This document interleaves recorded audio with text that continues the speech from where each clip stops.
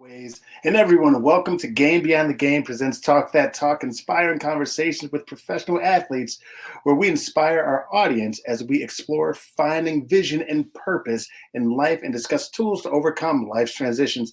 I'm Sam Pearson II, your MC, and we're joined with founder Prince Daniels Jr. Officially, Prince, how you doing? Talk to us officially.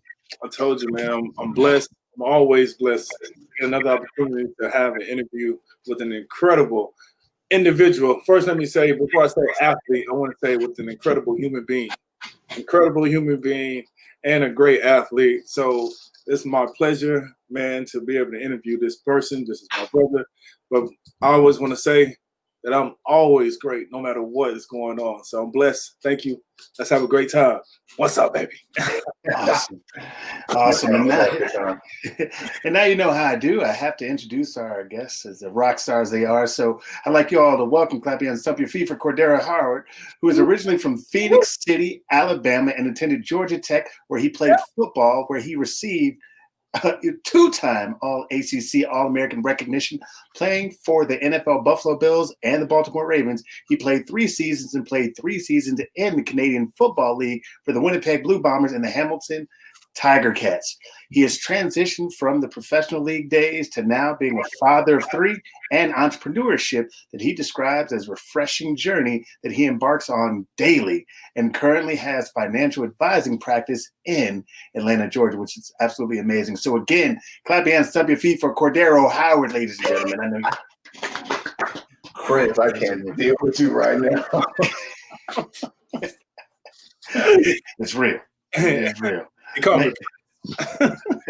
Cordaro, man, how are you doing, brother? How you feeling? Man, I'm blessed, man. Thanks you guys for having me on. As always, it's a pleasure speaking and enjoying great company and conversation, right? That's what it's about. So I'm glad to be here. You got the stage, baby. You got the stage. So officially, let's Phenix City, Alabama. Tell us what was it like growing up there? What are your memories from Phenix City? Well, for me, a lot of it is transition back home.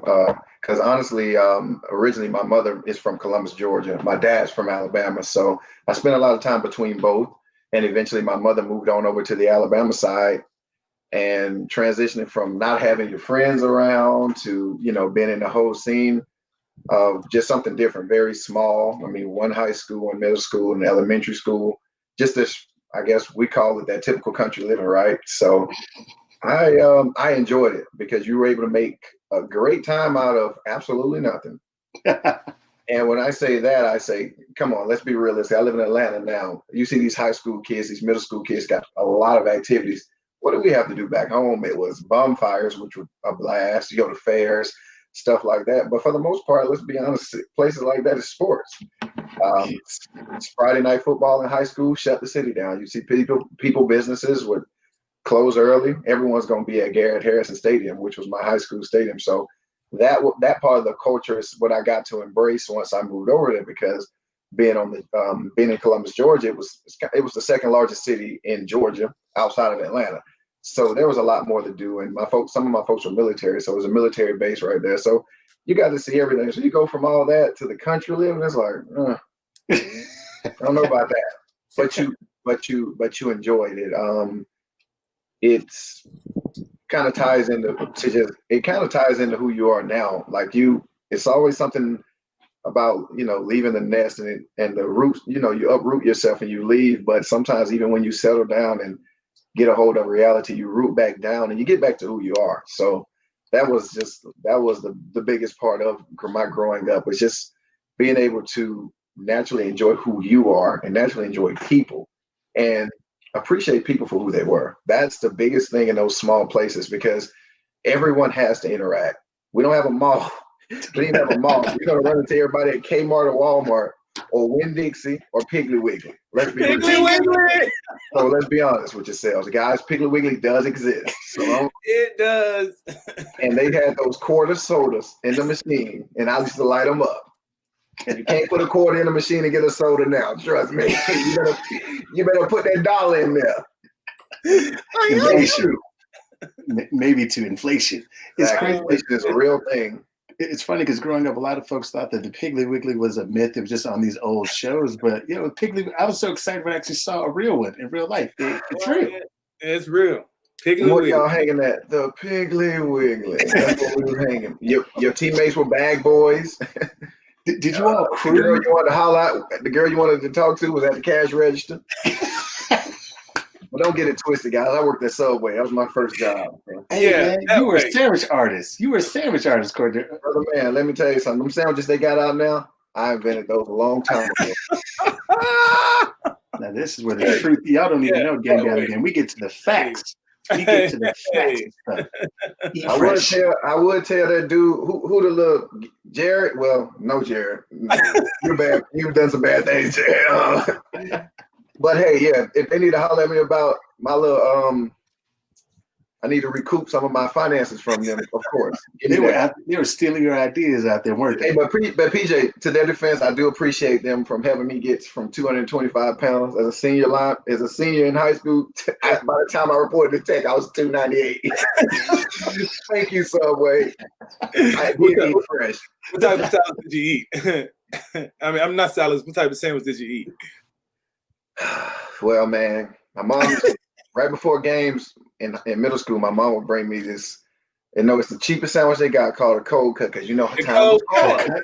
Cold cut combo. When I was younger, listen, before I got bougified, I would have a cold cut, man. I'd have a cold cut trio. That thing was $3.23 for the 6-inch. I know the prices by heart. $4.96 for the foot long. And if you want the meal, that went to a nice $6.15.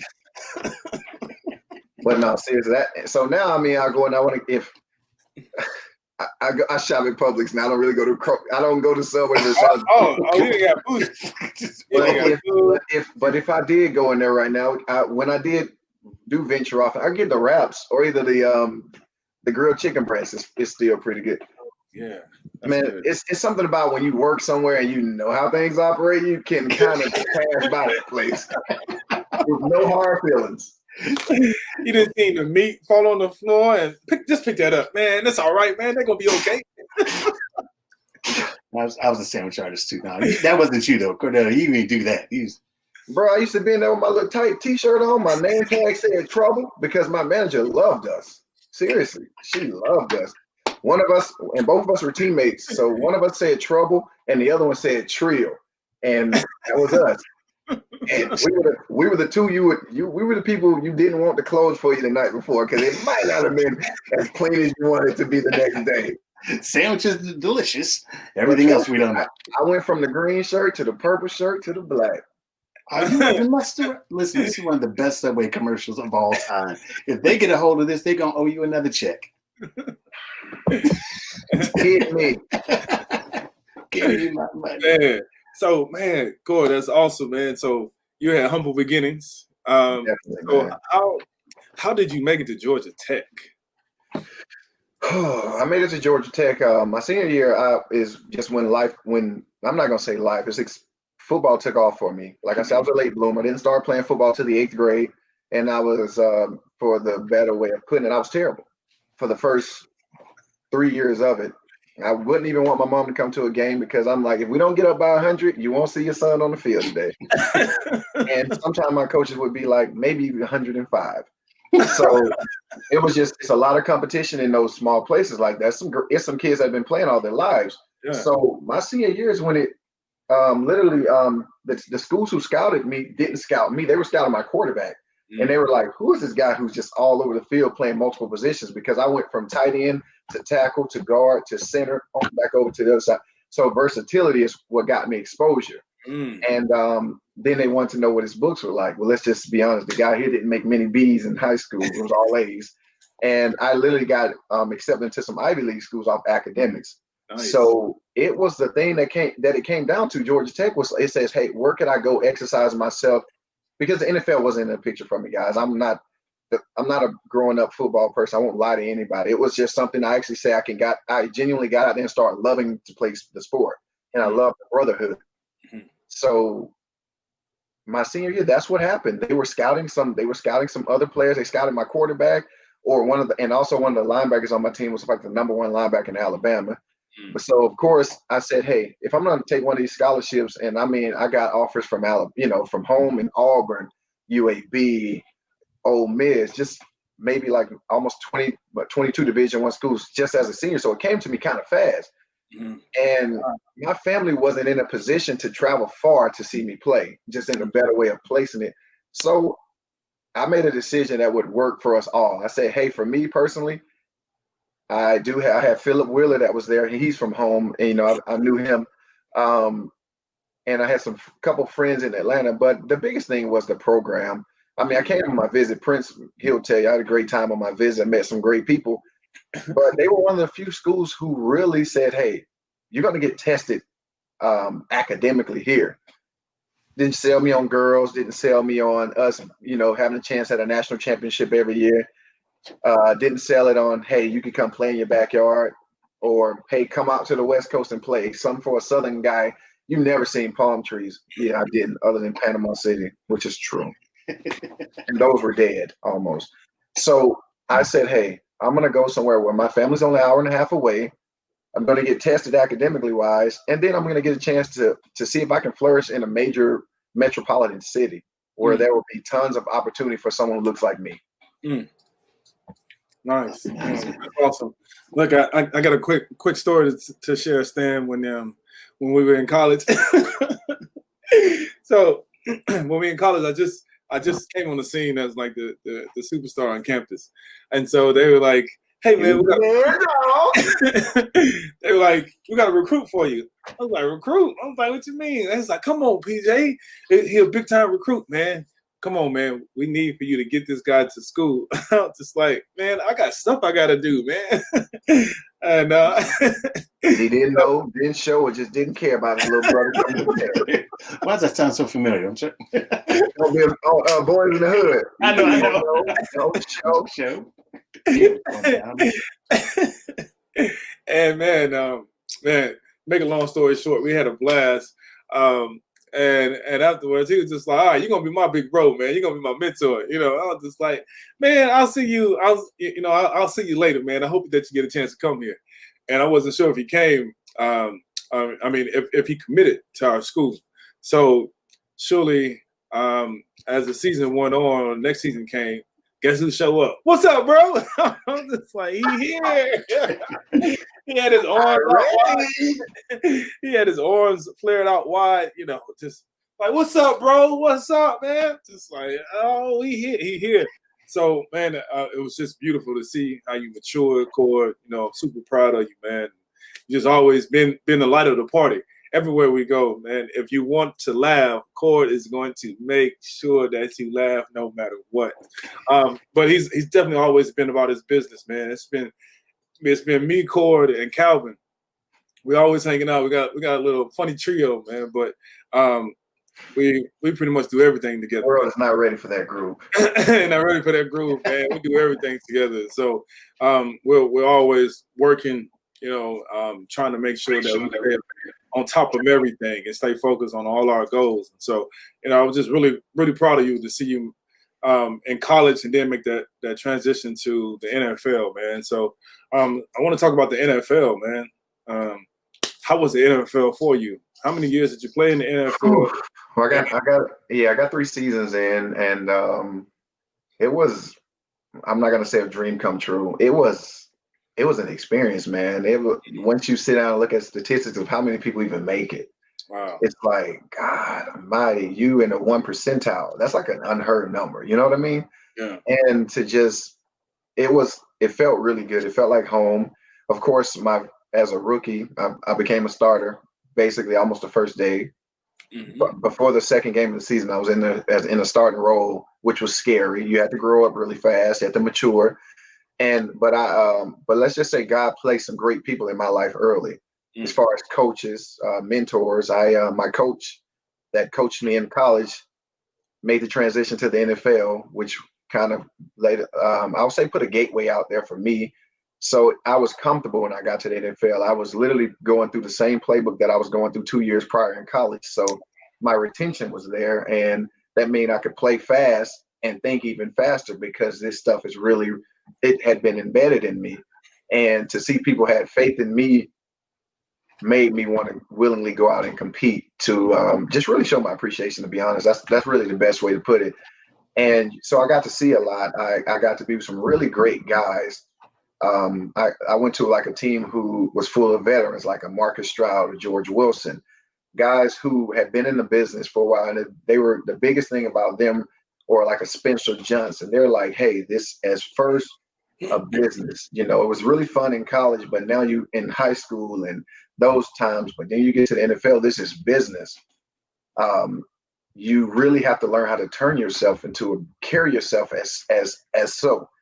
And I'll say that will be something that was really like embedded in me then, and it carried over to me now, current state, because if you can handle yourself a certain way in that environment, if you could make a roster in the most hostile environments, then it prepared you for whatever came to you in life, because everything else wasn't really much of a challenge outside of like a terminal illness or something like that. Other than that, you didn't really feel like there was any other mountains to climb until you climb the mountain of transition. So other than that, that was it, Climb the mountain of transition. Bars. Heck yeah. So what would you say for, let's say, some players that are transitioning in or even out, some of the best advice that you received or something that you did that helped you? Obviously, they told you to do a lot of things or gave you some advice.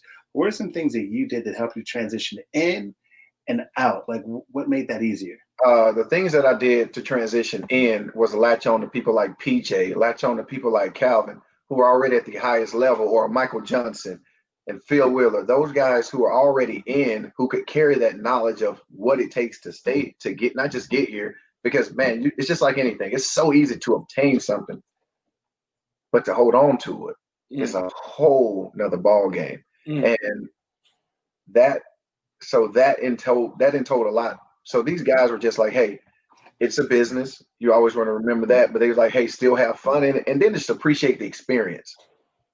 PJ, you get your first year in the NFL around the week 10, you hit a wall. And it's like everything's so redundant, so repetitive. I do the same thing every day, and you hit a mental block. Yep. And all the coaches will say, you have to get over that block in order to just continue in this business, because it's going to be like that every single year for you. So the biggest thing, a lot of these guys just told me mental toughness, perseverance, mastering your craft. Those were some of the things that helped me entering. And then once I got in there, I latched on to knowledgeable people. It was maybe not hanging with the rookies so much, maybe starting to hang with some of these veterans that could tell me, hey, young buck, if the coaches ain't yelling at you, trust me, that ain't a good sign, or hey, they come to you after the game, you can play better than that. Don't let being in a starting role take that humble guy that was an undrafted free agent that walked in here super hungry. Don't let that guy leave the building, because that guy can play some ball. That guy had a chip on his shoulder. So those are the things that allowed me to, once I got in there, that made it comfortable for me. So I'll say great guidance from a lot of veterans. And then Joe De Los Angeles, which was my coach, PJ's coach in college as well, full of wisdom and love. He was a coach that told me, even through the recruiting process, he was like, hey, I'm not going to just be your coach. I'm supposed to be a father figure outside of the father you already have at home. So when he said that carried all the way from my senior in high school all the way to my NFL career. So people like that who came in, they made the transition from college to the NFL. They made it an easier transition for me. But it was still hard work. Of course, we all know that. Right. And it was always one of those things where they would always say, you get out of it what you put in.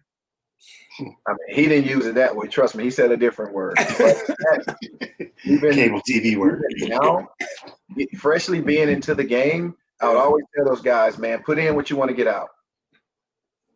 Amazing. Oh no, please go ahead, Pete. No, I just said so true. Go ahead, Sam. So as you transition out of the NFL, I'm actually going to ask, like, what did you enjoy most? And, what was the most difficult part as you transitioned out? But what did you enjoy most once you were out of the NFL? Well, I would say there are a few things that I enjoy most about playing. One of the biggest things is, honestly, man, being someone that people looked up to.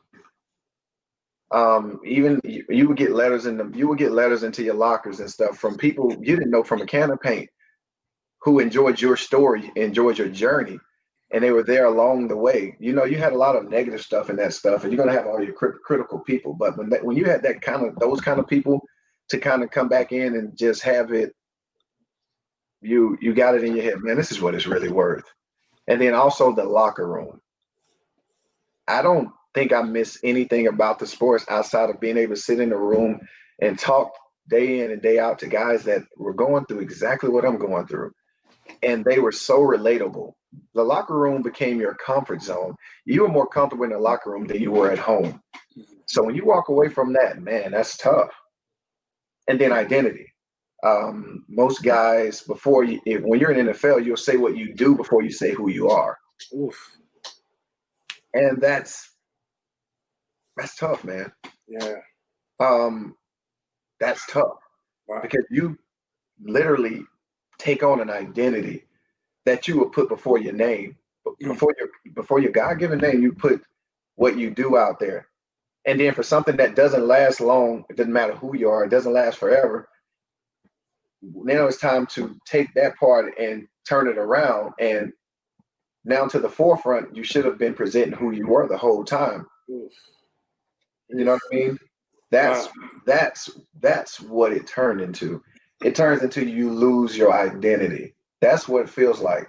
That's when you hear people say, I was depressed because I didn't know who I was anymore, because I no longer had an identity. I only had an occupation. And my occupation was, I'm an NFL player. You held your head up when you said that. You stuck your chest out. You would almost not even hold your head up saying your name. It was like, I'm Cordaro Howard, but I'm an NFL player. That's what I do. You know, that's what it turned into. And that's, if you were talking to some other guys and you said, hey, I'll give you some knowledge going into the game or while you're in there, I will always say, just remember who you are. Outside, take the helmet off and remember who you are. Take the title of an NFL player off your name and remember who you are. That's how you're going to make the transition of staying in there and doing really well. But that's also how you're going to make the transition out without it having to be a painful transition, because there are a lot of amazing people. You might not see it on the 30 for 30s because it's not marketable, but there's a lot of people who leave that game and do some amazing things. And they may not even been household names. They were just guys who say, I had a platform. I didn't identify myself as my occupation, and I may find out that life got a lot better afterwards. Hey, I can hang my hat on some of those accolades. Yeah, reflect back, say, man, I had a great time doing that. And it set me up to be the person I am now. Man, yeah, amazing. That was a lot of wisdom in everything he just said. So that was beautiful. Yeah, man, you know, it's as much introspection as you have and being able to look back and remember where you came from. You know, what's some advice that you would give a younger version of you? Obviously, you've overcome some things, worked through quite a bit, you know, and even made sure that you were an academic, you know, that studies were important to you and the family and so forth. But what is some advice that you would give to the younger version, Cordaro? This is something I took away from Michael Johnson. He was my roommate at Tech, just retired after almost 11 seasons. Michael wrote his goals out and put them on the wall in the room. And out of everyone in the room, me and him were the only two that left and went to the NFL. But even out of me and him, he played a longer career, because Michael Johnson carried himself as a business since the day he walked into the college, into Georgia Tech, and it went on. He didn't have to become a business when he got to the NFL because he already knew how to carry himself. He said, hey, I have goals. I wrote them down. I see them every single day. I have a weight room. That is where I tune my body. I have a field. That's where I go and tune my skills. But I always reflect back on who I am and what I've been blessed with. And carrying that and knowing who you are and knowing what you've been blessed with, carry that throughout this whole process and learn how to carry yourself as a business. That will have you some sustainability like none other. And that's what I would have told my younger self. I would have told my younger self to grow the hell up and to not laugh at wisdom. I got raised by my great grandfather mostly. And you're talking about a 75-year-old guy driving you to practice every morning, spitting wisdom on you. sitting on the porch with a bunch of older people. And I soaked in that knowledge, and a lot of it I place out there now, but I wish I would have placed it to the forefront to me when it mattered the most. So things like that is what it comes down to. Wow. Wisdom. That was a heavy statement as well. We don't know, let's say, I consider it being like a superhero, right? Like they have their artillery belt of things that they may never use or know if they use, but it's like picking up those things along the way as you picked up your great-grandfather, and now being able to use them and deploy them when necessary for moments like this. Well, thank you for sharing that. It's one thing to be able to look back, but really be able to get in tune with because those are things that you can still use today, right? Like it would help the younger you, but now you're like, it can really help me today. Tell me about it. Wow, man. Wow. Awesome. So aside from that, Cordell, like I know that your feet are firmly placed in this financial world. And I feel like we'd be remiss if we didn't tiptoe or at least discuss that. What took you to like, hey, we need to discuss, I need to learn more, be able to help folks through their financial journey. What brought that about? Just wasn't a household discussion in my house growing up. What I did, a backstory to it is just me having to just see how a lot of people that look like me, like I said earlier, we can gain the world, but how does it sustain? Well, if you don't have that experience on how to help, how to keep something, and as minorities, historically, we aren't good with money, because let's be honest, growing up for a lot of us, you just did get food on the table to eat. Right. So you said your grace and you were grateful for that opportunity to eat that day. I didn't sit there and talk about, okay, so what's going on in the stock market? What's going on how are we budgeting money in the house? No, we were grateful for what we had right there. And I would say that it really just made me sit back and say, okay, what are those things that we lacked growing up, and what is a reasoning behind that? And I would say, hey, well, my mother worked multiple jobs. So a lot of times I had a single mother of 4. So I don't know, I know PJ, your father, can you imagine doing that by itself with just you with 4 kids? No. So she worked multiple jobs. She would get up before day and go to the battery plant, and then she would go be the manager at a deli, at Publix Deli. So she would make the income, but she's providing for 4. Didn't have the educational pieces. She didn't have the college degree. She said, I just know how to work and provide. That never came with knowing how to store, knowing how to save, knowing what to allocate to this, that, and the third. It was because, hey, I'm just getting in enough to survive for me and my kids. Right. So it just really, the examples just came from seeing. I said, if you don't want to be placed in that position, it's not a knock, a ding, or anything on your mom or any of the other people that raised in that situation, but it's just like anything else. What did you take from that? Right. Did you say, let me get out here in the world and gain it all and end back up in this situation? Or did it say, hey, let me go out here and put myself in a position to be educated, gain whatever it is that I am going to gain, and then sustain it? Like, let me keep it, let me maintain it and grow it from there. So that was the biggest thing. I say I wanted to put into the households of people that look like me, just tidbit pieces about, hey, how does not just how the now looks, but what are we tracking towards? I think a lot of people, what I help people do more so than not is to have that vision. When you talk about financial planning, you're saying, hey, what are your concerns now? What do you think your future concerns are? And then how do we work to keep what it is that me and you're going to sit down and do that's going to allow you to sleep at night knowing that, hey, I'm tracking towards those goals I have.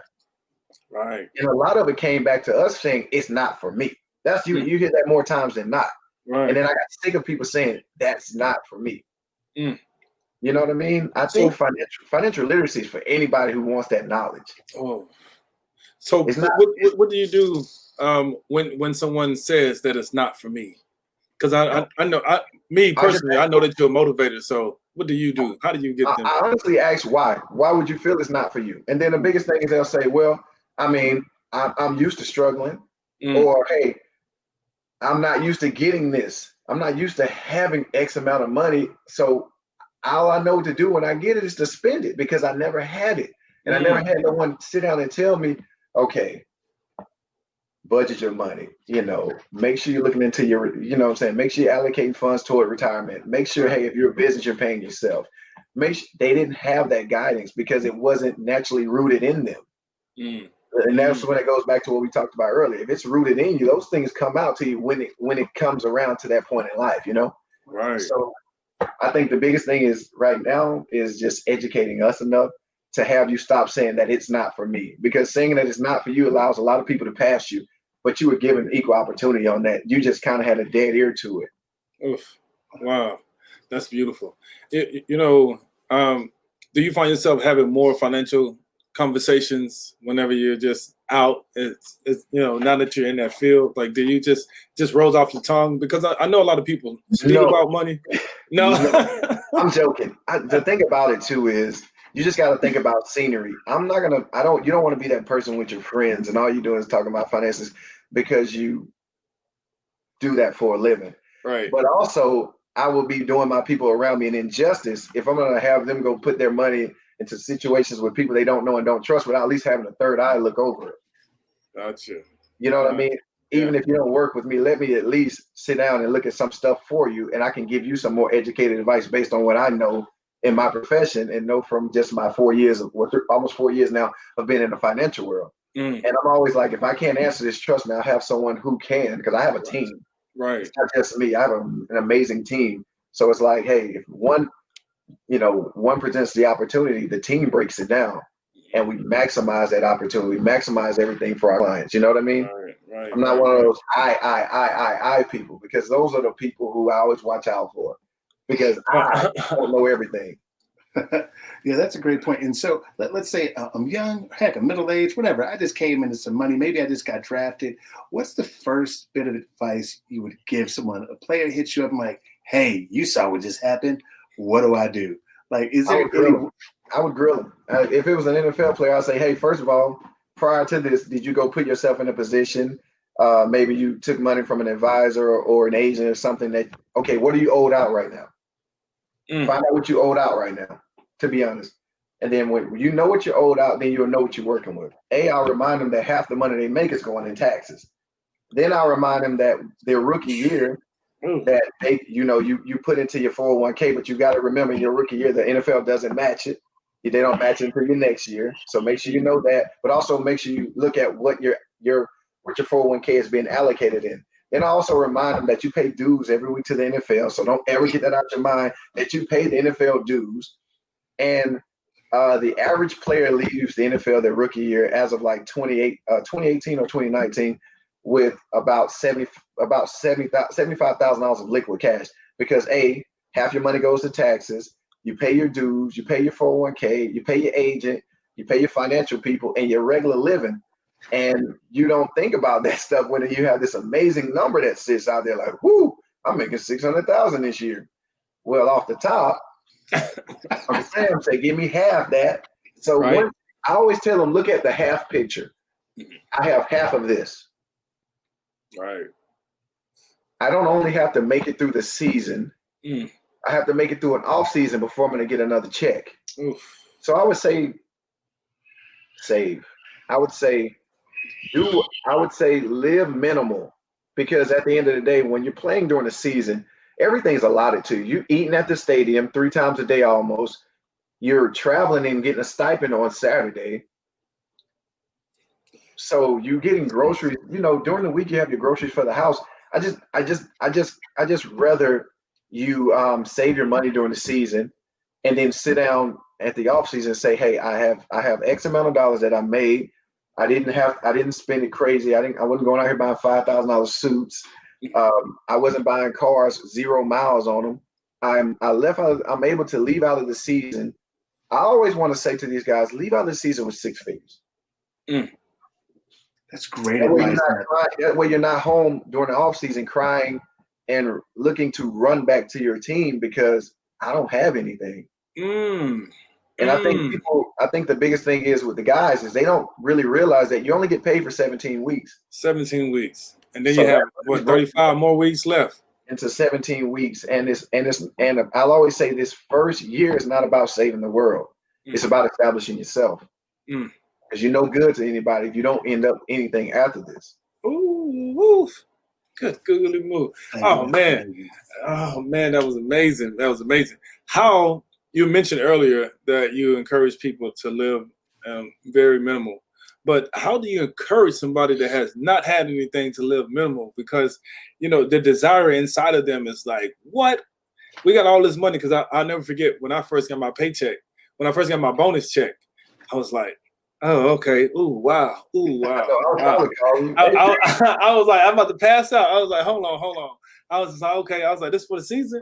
There's like, yeah.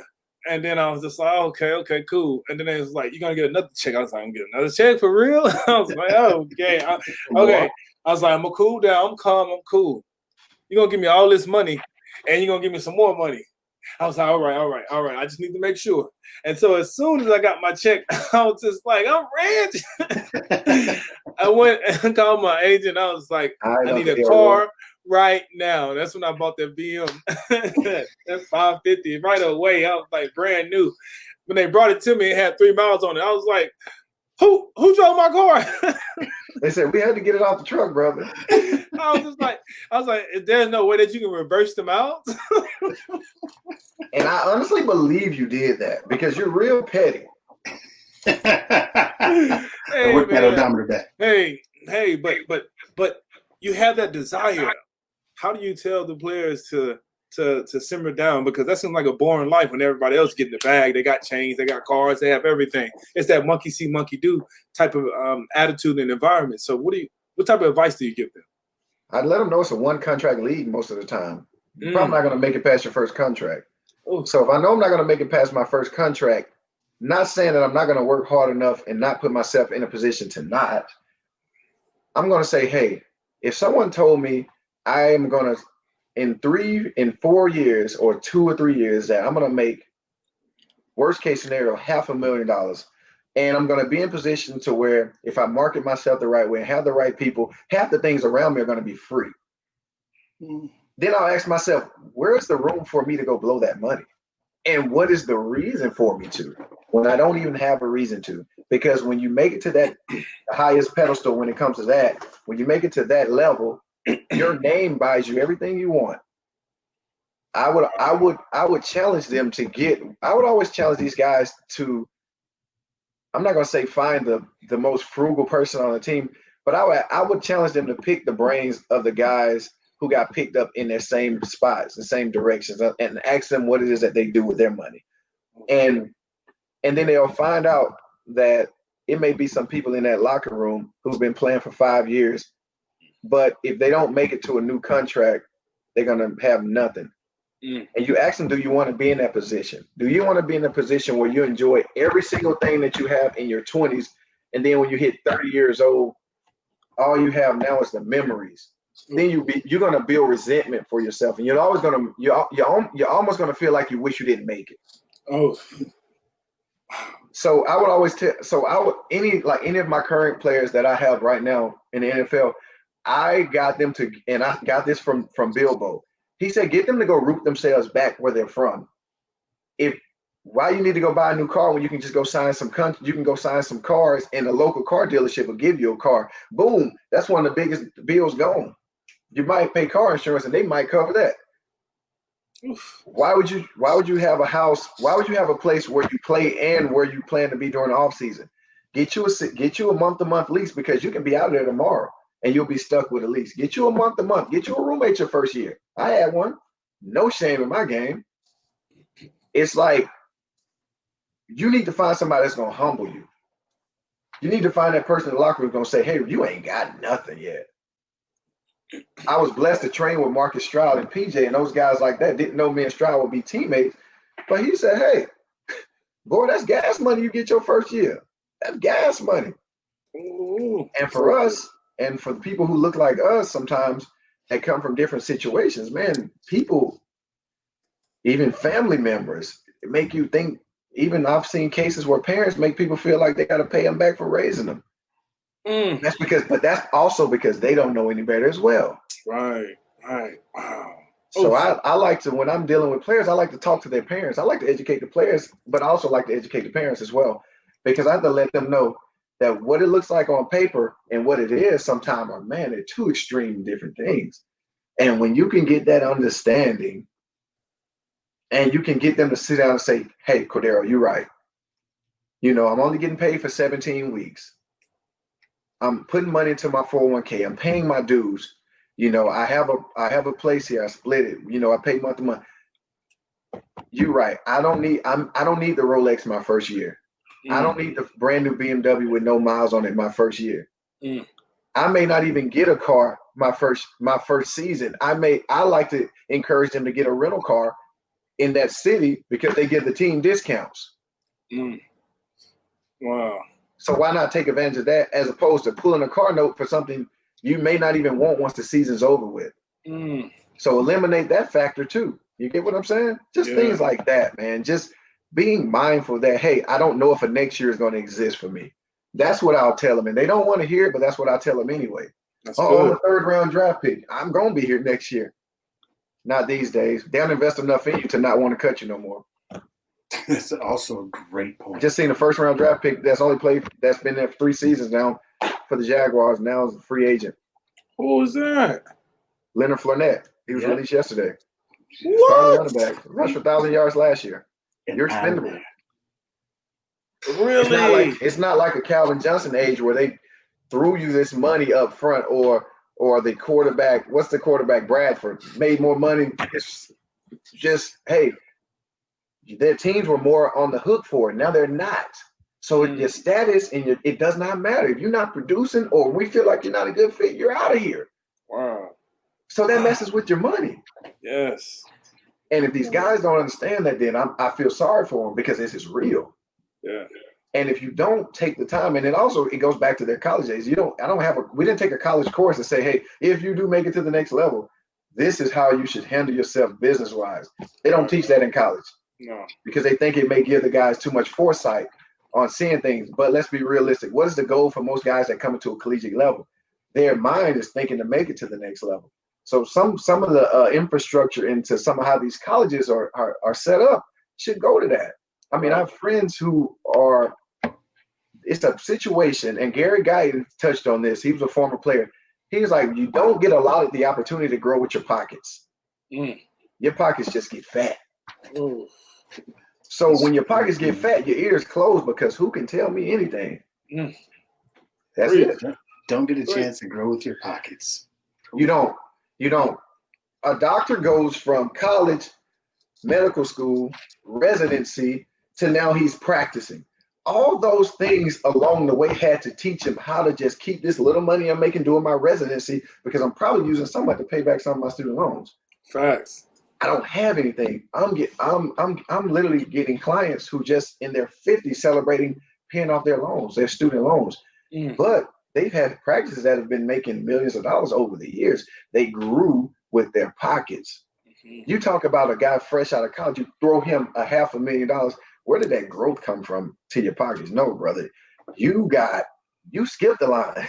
Yeah. You skipped the line. So true. And that means you were put out there and if you play it by the book and you're not talking to financial guys or you're not talking to agents prior to this, then that means you're just raw and you're out here. So if your parents if you didn't come from money or a household that had a lot of financial literacy, you're literally swimming out in the ocean with no life jacket, no speedboat, no boat in sight, no submarine coming to rescue you. What do? You have to, and then you expect it to take a couple weeks to have someone to get someone's trust, or you're trying to trust somebody in 2 weeks to say, hey, okay, now you're gonna be the one to run my money. Yeah, it doesn't happen like that. It's hard. It's a hard process. So if you didn't give you that knowledge already, or you didn't come from it, then you end up that guy on 30 for 30 who made $100 million, but now you have nothing. That means you're gonna resent yourself because all you're gonna be known for now is being that person who got it all and lost it. Right. So whether you're a strong person mentally or not, that stuff carries, and then the influence of others is out there, and they're constantly knocking on it. I would tell somebody the other day, you won't see a 30 for 30 for these guys the NBA guy who played 3 seasons, but now has the most Wendy's out here in America. He didn't even have a max deal. He didn't have any of that stuff. But you know what he said? He said, because I knew I was never going to get a max deal, I had to plan accordingly. So I always tell my guys to enter with an exit scheme, an exit strategy. If you can enter with an exit strategy, if you can take your off seasons to educate yourself and not just chase women, spend your money up, because if you take the time in your off time to some of these guys, like I had a lot of like teammates of mine, and people hate to say it, but I had a lot of my white teammates. These guys were starters, but they were taking internships in the off time. They were doing broadcasting boot camp, and they transitioned smoothly into it, as opposed to my other guys who strictly say, I'm just going to work out and kick it. I'm going to let the chips fall as they may. And then when it's transition time to leave here, I didn't enter with an exit strategy, so I'm just here. Wow.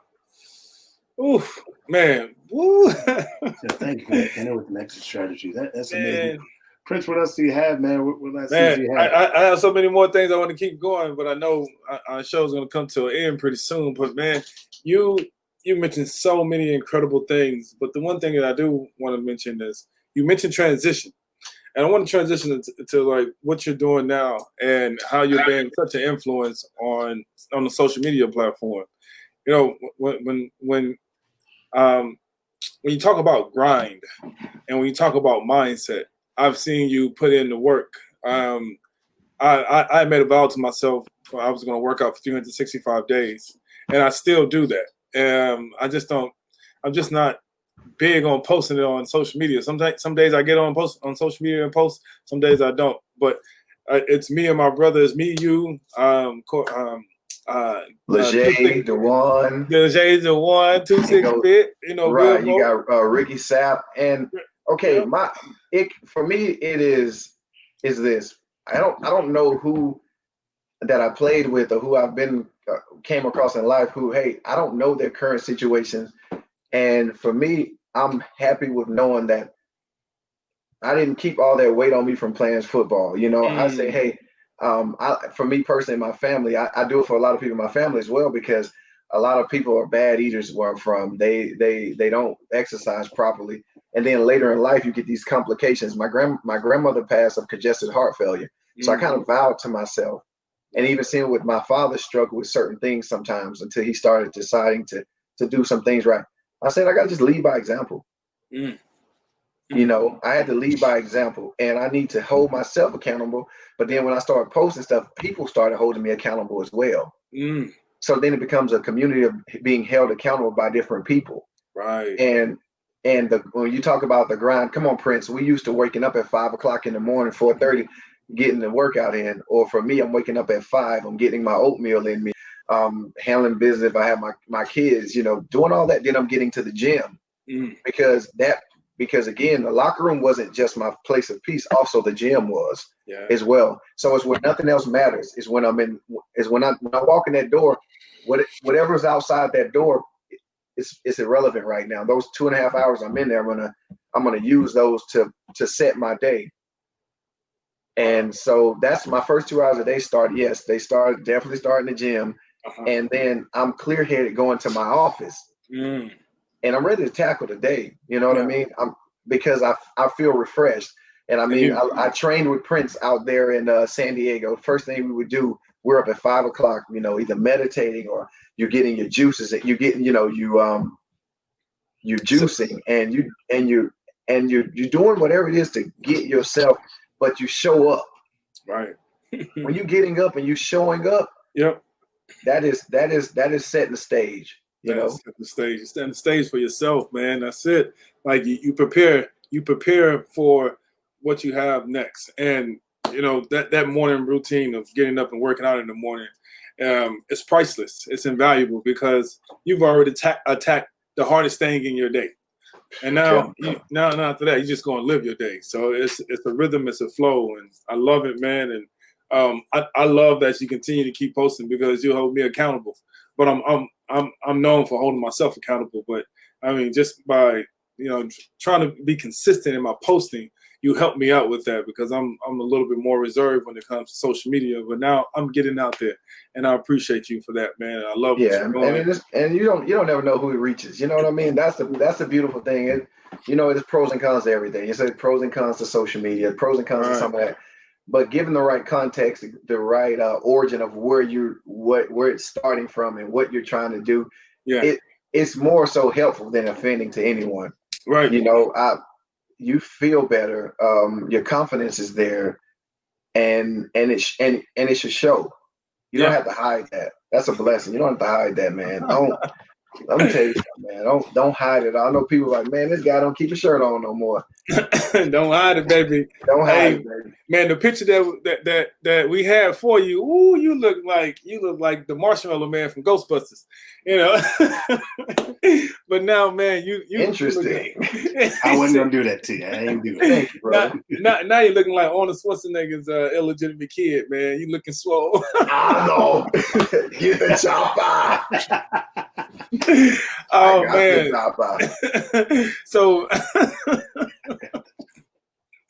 So last but not least, man, this is the part of the show where it gets serious, and I want to ask you, man, you have 3 kids, you have a lot of people that's dependent on you.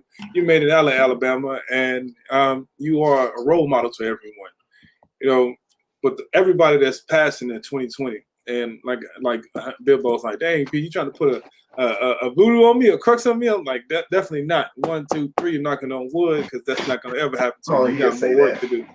But what would you tell your family if you knew that you only had 3 days left to live? What would be that one thing, or if not that one thing, what would be something that you would want them to know and to remember and take with them all the time? Man, the biggest thing of course I'll start off telling them how much I love them and I appreciate them and how much they made me, because sometimes we get to the point where we're the example, but you got made up of something. So I would also tell them I appreciate them for making me who I am. And then I would just tell them, hey, to just let some of the things that I instilled in them just from whenever I do cross paths with whomever, let those things live in you. Don't let it die out because I'm not here. And for my kids, I would just of course just keep reminding them that Daddy loves them, and that, hey, I'm gonna always live in them. But to just, hey, I'm just telling them, hey, live in the moment. I mean, it's 60 seconds in a minute, right? So each one of those seconds, something's going on. So I would say live. I would kind of just leave that there. I would say 60 seconds, make 60 memories. So if it's 3 days left, and I'm gonna make 3 memories that people are gonna stay with forever. 60 seconds make 60 memories. I appreciate that big time. Absolutely amazing. Any final thoughts for you, Cordaro? Anything you want to share? I know we have your social media up there and so forth, but any final thoughts from you before we get out of here? I would just thank you guys for this podcast. I think it's needed. With all the negative, not even the negative, with all the narratives that are going on out here now, and a lot of it, it just shows you we're more than athletes. We're more than, we have more influence than sometimes we give ourselves credit for. We have a bigger platform sometimes than we give ourselves credit for. And it's just not the current players, it's the past players too. I think a lot of it helps guys who may have felt like they died off on being important. It now brings them back to the forefront, and it says, hey, not only should you reflect, but you should appreciate, who you are, what your journey was. So I mean, I've honed in on that, and I see the purpose of the show, because I think I've just PJ over the years, everything's about purpose. Everything that happens, it's led up. It had a purpose. It had a base to it. And I mean, I think what you guys are doing with the platform, I think it's amazing.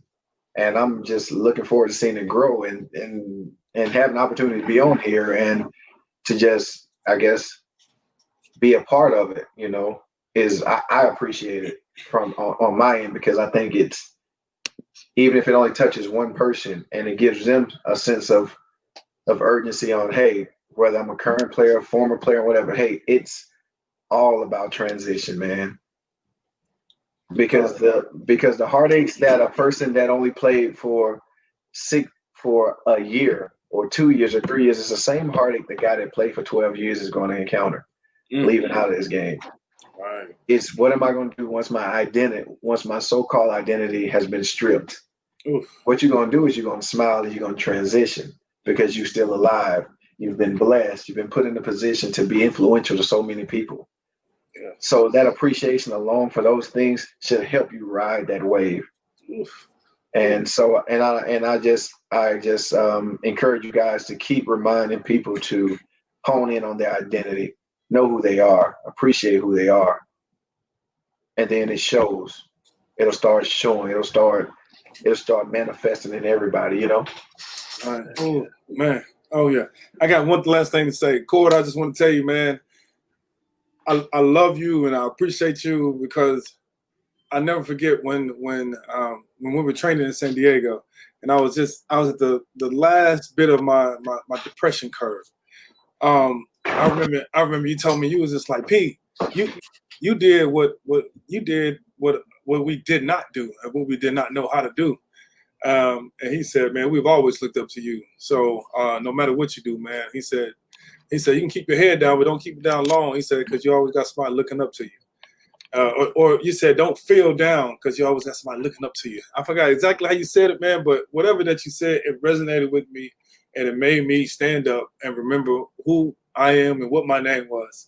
And it was Prince. And I walked into that, man. So I appreciate you for that. So, I appreciate you too.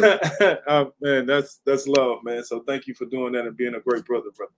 Nah, no problem, man. Can't thank you enough, for being here and sharing the wisdom that you did share. And maybe we'll do this again because I know you have even more to share with us as well. So thank you for being y'all send me an invitation. I'm gonna accept it anyway. So that's what I'm talking about. That's a part of it, man. I think this stuff it needs to bleed out into a lot of people. I think a lot of problems you can just talk through. You can relatability, like you're not in. God didn't make that situation just for you. Trust me, some other people that have been on that same boat, took that same path, and got over it. They didn't dwell. They didn't dwell. That's the biggest thing with all this we talk about is dwelling. Do we remain in this one state or do we transition? Do we evolve? Once you get those things going, man. Hey. And I want to tell you that because when I say that to you guys, I say it to myself because I've learned that even when it comes to me being in this business that I'm in, I'm talking to people and I'm helping people, but I'm helping myself at the same time. Like, because you start holding yourself accountable, you start practicing what you preach, and then you start living it. There's a process to it.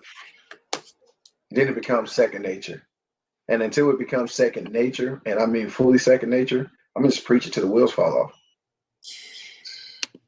Preaching till the wheels fall off. Woo. Stan, go ahead and close this out, man. Yeah, thank you so much, Cordaro, for joining us today.